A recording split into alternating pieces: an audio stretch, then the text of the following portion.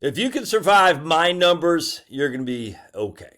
It's just that simple, man. Look, I'm not God. I can't guarantee it, but I can't tell you how conservative I am in my portfolio assumptions. So let's take a gander. We're going to gander on down to this. Here's the lady I was working with yesterday. We'll call her Mary. Scary Mary. Boo. And she has a 50-50 portfolio, stocks to bonds. And I'm giving her an expected rate of return of 4.8. 4.8 expected rate of return.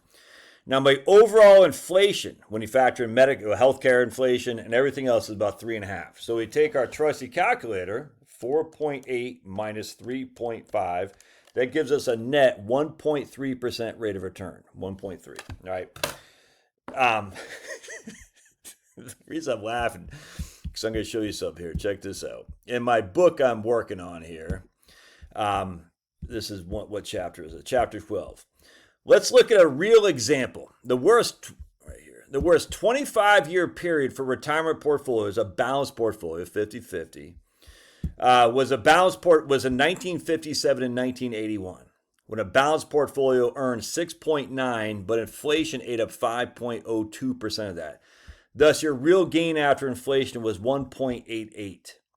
That's the worst in the modern era of retirement at capital markets. The worst net rate of return over a 25-year period was 1.88. What did I just tell you we're giving Scary Mary? 1.3. So I'm giving her, let's see here. Hold on a second. We pause it. I'm giving her 30.8% less net returns than the worst 25-year period in history in the modern capital markets. And the reason I say in history, because if we go back to the 1800s, you had mass deflation. I don't want to use that. So we start basically 1913 with the Fed, if that makes sense. And that's when we had more inflation. Anyway, we're giving her 30.8% less. And remember, what we're doing here, I don't have my thing. Oh, wait. Yeah, I do. Sweet. Hold on a second. All right, so here's our spending. All right, so for Scary Mary, it's going up. Oops, over here. And then when she hits 75, it drops by 10%. Oops, hold on a second, baby. He wants to sit up here, but I got stuff up there. All right, hold on a second, puppy. There we go. And then when she hits 85, assuming she makes it that long, it drops again by another 10%. All right, so we're basically increasing her spending by 3.5% a year. All right, shoops, and then we drop it by 10% total. All right, so again, if we have, if we're spending $100,000 right there at 75, we're dropping it to 90,000. And then it goes up, and we're spending, let's say 130, we drop another 13,000, so that'd be 117. So that's what we're doing here, all right? And yet, with a 1.3, what did I say, 1.3% net of inflation. And I'm not saying it's Gary. I have no clue. You have no clue. But if you can make it through my numbers, the likelihood you're going to be okay is astronomical, man. Now, on top of that, the other thing about that spending is health inflation is a separate line item for day-to-day spending. And this is one of the things I like about Right Capital. It gives, and I'm sure other software does too, but it gives you, we got, I call it day-to-day spending. We got income taxes. We got house cost. We got insurance. So we get these various line items of expenditures, and you can put a million different things in there. And the only thing that gets reduced is day to day. All right. So your health insurance cost is going up by 5.5%. You can manipulate. You can't change that, but you can manipulate your cost of your house. And you can't change your income tax inflation either, just FYI, because we're using actual numbers. But so when I have a spending declining at 10% at 75 and 85, it's not for any of these things.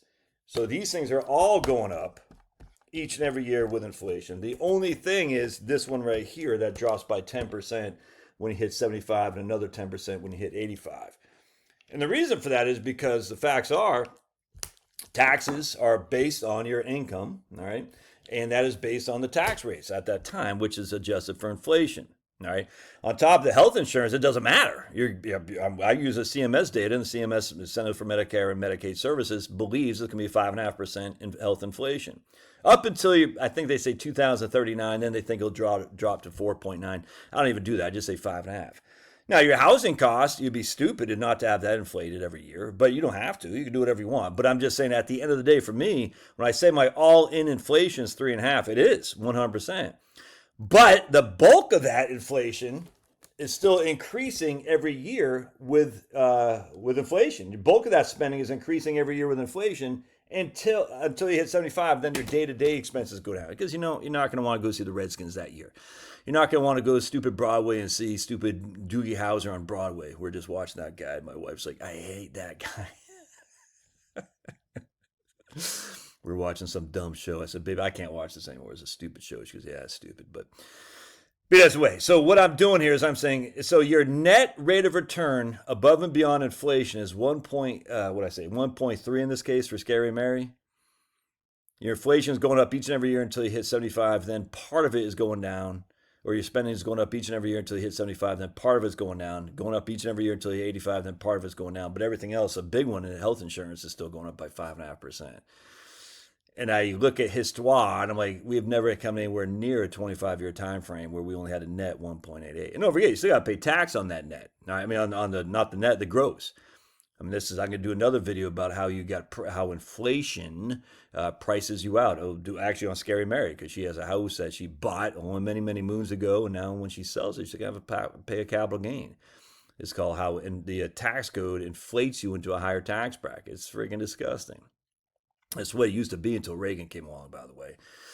Because the tax code, you had many people getting increased just by inflation, put them in a higher tax bracket. It was freaking disgusting. It's kind of like how the Social Security system set up for provisional income and whatnot. How there's no tax adjustment for that or inflation adjustment for that. It's just these freaking politicians. They all can pound sand. They all suck donkey balls. Anyway, so if you can survive me, you're probably going to be just fine. Now, if you want to start light cigars with $100 bills, I can't guarantee you that. And if you want to start sniff the table, can't guarantee you that. But if we just use your basic number, and by the way, Scary Mary here, she only had a 57% probability. I'm like, man, all right. Could you still work? Yeah, she could. But I'm like, okay, we look at all these things combined. I said, look, all we got to do is throw a guardrail on there. And what that 57% means is that when she dies, I think we had her live until she was 88. Her median liquid net worth was still positive. All right. And then, but 43% of the time she had no investment accounts. She had a house that's worth $650,000. So she still had Social Security. Even when she's 88, her median net worth, liquid net worth is still, I can't remember what it was, but still in the positive. I said, okay, Scary Mary, just throw a guardrail on there. If you're down $100,000 and if you're 82 years old, you only got $100,000, maybe reduce your spending. Yeah, it's just this common sense, man. And if we do that, she's back at the 94 or something. I can't remember what it was. Anyway, I don't like to use the guardrails, but I just like to show, like, look, man, how negative, pessimistic I am. If we need to throw a guardrail on there as common sense, just do it. And then finally, the worst case scenario is, all right, Mary, you're 86 years old. You have no liquid assets anymore. You get a house that's worth $650,000. You still get Social Security. Why would we not take reverse mortgage? I mean, why would we not, I don't know, freaking cash out refinance? I don't know if they give that to you. I just don't know because you don't really have that much income. But why would you not downsize? I mean, Hey, God bless. Love your thoughts. We'll see you. Smash and fondle that like button. Do it for Finney. Fondle the like button for Finnegan. Look at him. Look at that guy. Legend. Oh, he's got his paws crossed. There's nothing cuter than a dog with his paws crossed. Hi, Finney. Finney. He's ignoring me. He's like, Dad. Oh, there he goes. All right. God bless. We'll see you.